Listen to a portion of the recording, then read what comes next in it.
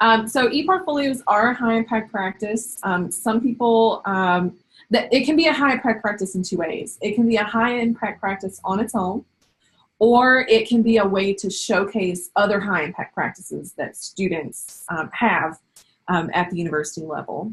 There are two great texts out there. One is being published this fall. The first is this high-impact ePortfolio practice. So if you're thinking about doing ePortfolios at a high level and you want to see success really quickly, I would suggest this book. They have a really great framework that will kind of get you started and help you make decisions on all levels, not just course level. And then the other book that is going to be published this fall is a case study of these catalysts in action, of the catalyst in action framework. So lots of universities have been working on it and implementing it. And so there'll be a great book out this fall of the case studies. Radford University does have a case study in the text, which is great. So there are lots of platforms. Joy, you had said that you were really interested in kind of talking about platforms, and there are many, many, many platforms, and that's an important conversation to have. It's also really important to make sure you don't lose the importance of pedagogy and process when you talk about ePortfolio platforms. And it's a big decision when a university makes that decision. When I came to Radford University, we have D2L as a learning management system, and they had D2L ePortfolio, and it was terrible. It's very static. Students can't make a lot of decisions. Students want really beautiful, interactive web pages and portfolios, and our D2L did not give them that. So what happened was we tried to implement it as the D2L ePortfolio. Students pushed back and dropped out. They would just quit. So we've moved to a model where we will support any platform they want to use in terms of like the free ones that they have access to. So we see our students use Weebly, Wix, Google Sites, and WordPress mostly. And then we also have a university-supported system called Portfolium, which is a new ePortfolio platform. It's only been on the market a couple years. And that one we specifically recommend when our faculty are looking at the assessment piece. And a lot of people like to talk about ePortfolios in terms of assessment, but that's not the only value that ePortfolios have. So that's just a word about those platforms. Some people do like to say, well, LinkedIn's a platform, but LinkedIn doesn't encourage reflection. LinkedIn, it's a social networking, career networking platform. It also does not allow students to show all of their work, so they can only kind of showcase one or two things depending on what they've added into LinkedIn. So, and a lot of our students don't feel like they have anything valuable to share on LinkedIn, which I think is a really powerful thing to think about when we think about who our audience is in terms of our students. So that's all I had in terms of like my slide deck. But I'm going to open it up to questions from you guys or comments in general. And I think that Joy may have had to leave the discussion, but Eli, I believe, is still here, and Joy still might be here. I'm not sure. But Eli, do you have any questions or things to discuss? I muted myself and had to unmute myself. No, I just was interested in, it's been a while since I've looked at ePortfolio providers and apps and different things like that. And so just wanting to know what you guys were using at Radford, but also, what were the latest and greatest out there. We're not really looking at ePortfolios at this time at Winston-Salem State, but it's on the horizon. Yeah. Yeah, it's good to kind of keep abreast of it. The one that everybody is jumping on in terms of the bandwagon for ePortfolio platforms is Portfolium. They have it's not a terribly expensive platform for students, and you can log in and create a free account at any time. So, and is that one that goes with the student when they leave the institution? It goes with the students when they leave the institution, and if you drop your university subscription, they still have their account and they still have their work inside. Let me show you what that looks like. It's kind of a different way of looking at portfolios. Let's see here.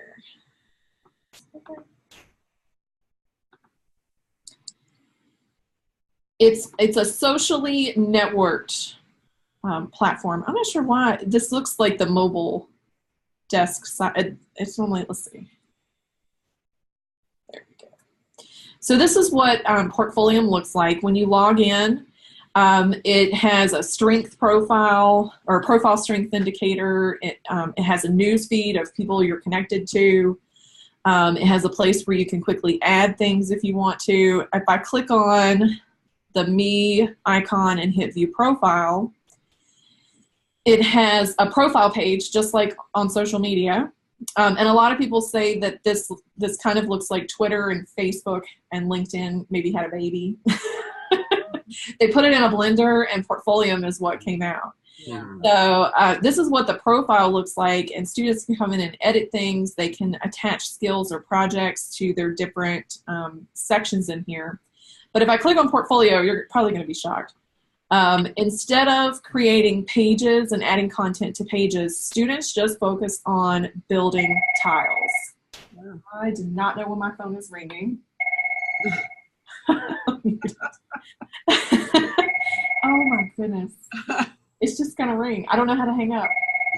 It's all right. So in any case, as students create things, they just focus on project by project. And that kind of takes because when you tell students, well, go to Weebly and build a website, that can be really intimidating for students. Yeah. They have to make lots of decisions about page layout and what content goes on each page. But this is not as intimidating. So they can add up to 100 images or files or videos that would play within, it rotates through within the tile. They can see instantly who has liked their post, who has commented on it, how many times it's been looked at, which you don't really know what people are looking at on a traditional website or web-based portfolio. They can also tag skills, which then will pop up on their profile, which is nice, and you can kind of sort what they've done by skill. So if it's problem solving or communication skills, they can tag those or add those in. They can also add in hashtags. These hashtags connect out to the larger community. And so if I clicked on fashion, we would see every public post on Portfolium across the country that students have added in for the hashtag fashion. They can also share these things out. So they can click share. They can share it to Facebook, to Twitter, and to LinkedIn. So if they don't feel like they have things that they can share on LinkedIn yet, once they build these projects, they can then share it to that network. So it's kind of integrated. But that's what Radford is doing. When it just seems, I've been in the ePortfolio community for about 10 years, and it seems like when you say use this platform, you have to use this platform, there's immediate pushback. Mm-hmm. And so here at Radford, we're trying to avoid that. It is not a requirement for students to graduate from Radford University. We don't ever want it to be that because we don't want to be Clemson University. And they had an ePortfolio initiative that failed. So it's a very organic process for our students and for our faculty, and we offer support if they're interested in doing it. That's cool. Yeah, and Derek, we just became a Adobe CC campus. We're the first CCU in the nation to become an Adobe CC campus, and so we saw Portfolio, and of course Spark is like the gateway drug into the other Adobe right. Applications and programs. We had a faculty member ask about building, like a faculty website or a portfolio in Spark, and I'm not sure that's what that platform is for because it's so linear. I mean, they have the glide show thing and everything, and you can link out to other things. I would be interested to see if anybody uses Spark as a portfolio, actually. Yeah, I have never heard of that being used. You have not or have? I have not. I've never Okay. heard that as a platform. Yeah. Well, I really like Portfolio because you're right. It looks very much like what they're already used to seeing, and being able to tag skills and experience is awesome. And that it goes with them, and yeah, and then always the link out to all of the social media outlets is so important for the students now. So this is incredible.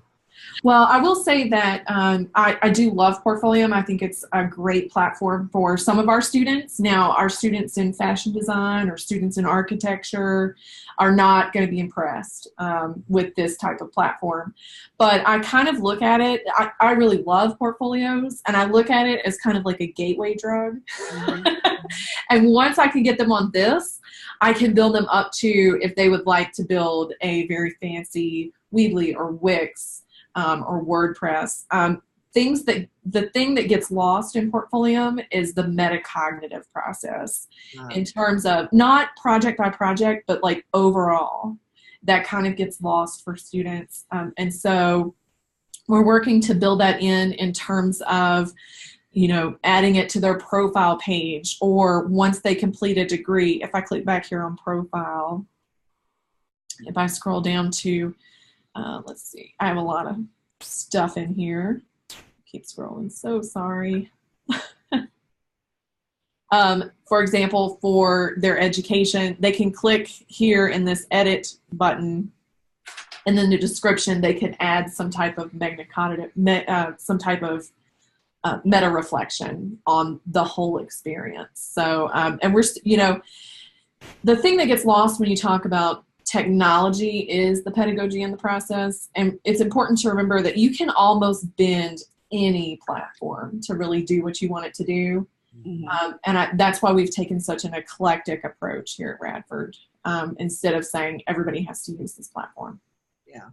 But yeah, like you said, it's sort of like Spark is a really buttoned down, really easy to use Adobe product. And it looks like this would be for students that aren't going to invest, or have no desire to invest the time to learn Wix or WordPress or Weebly or, you know, anything like that. The students that need more than that, they're going to invest the time to learn how to create a real website, or, you know, something like that. But this looks so, I don't know, it's so logical and so accessible.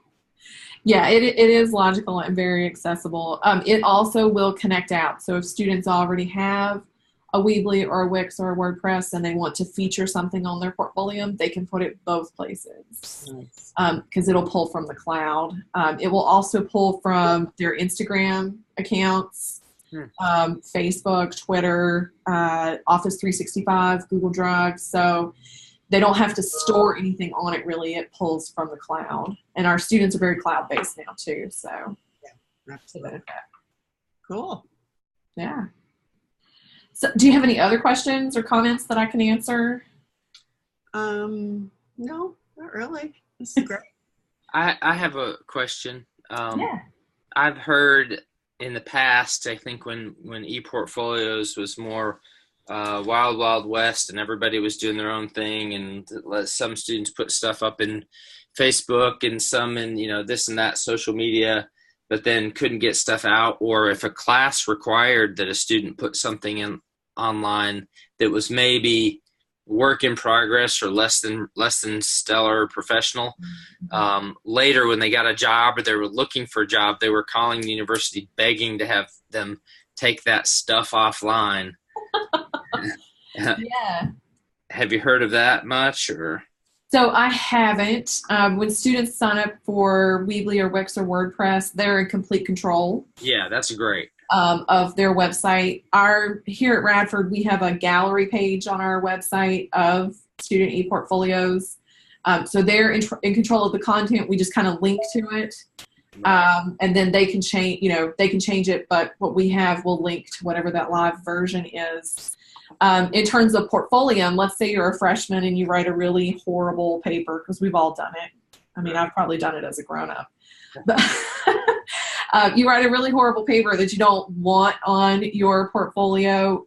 With the Portfolio platform, you can make things private, or you can delete things entirely. There is an EDU platform or an EDU portal to Portfolio, which is the piece that you pay for when you adopt Portfolio. And that allows faculty you can put assignments in where students create projects. They can choose whether or not it goes into that forward-facing ePortfolio, but they can't delete things, which is important for accreditation, but they can certainly hide it if it's not their best work. And I can show you an example of that. We were playing around with some integrations, and I created this project it was just a fake assignment. But now it's on here forever. I can't delete it. And we were just filling things in to see if it worked. But you don't see this. You can see right here it says private. You don't see this on my forward-facing portfolio. Good. Good. So any other questions?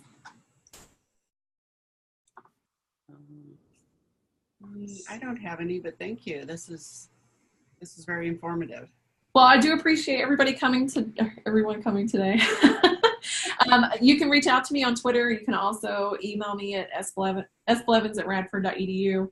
I did have one other slide in here that my slides were inspired by Glow. If you haven't watched Glow on Netflix yet, you need to. Okay. I'm ready for a new binge, so there you go. It's about women's wrestling in the 80s, and I think I watched both seasons in like 4 days. It was fantastic. Oh my gosh. Cool. Well, thank you very much. Yeah, thanks for giving us a shot. Absolutely. Thanks, Samantha. Thank you for joining, Eli. You're welcome. Yeah, thanks, Derek. I appreciate all your help.